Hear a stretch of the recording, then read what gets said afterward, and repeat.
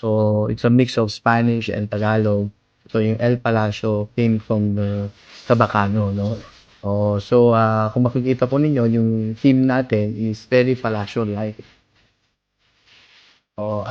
Ginawa naman namin 'tong El Palacio Hotel Resort, so they can feel na parang nasa resort pa rin sila. So, ambiance and yung theme natin and the service is a service of a real luxury resort, pero affordable pa yung rates natin.